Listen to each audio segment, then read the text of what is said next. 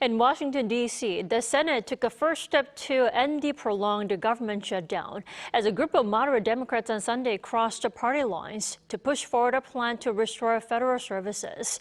But conversation around healthcare subsidies are expected to continue. Our Soo-young has the latest. The United States is moving closer to ending its longest ever government shutdown as lawmakers backed a compromise plan to restore federal services.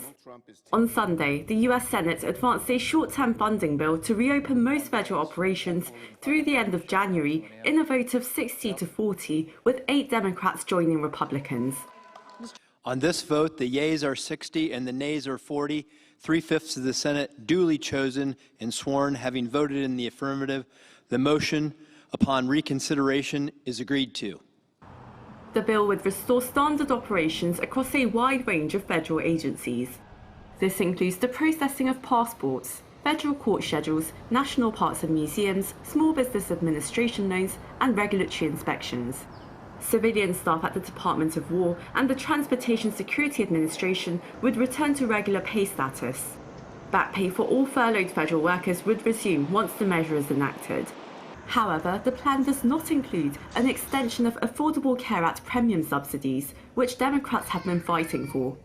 They argue that ending the subsidies would raise insurance costs for millions of Americans. A separate vote on the healthcare issue is expected in December. The federal shutdown is now in its 40th day, following the lapse in funding at the start of the fiscal year on October 1st.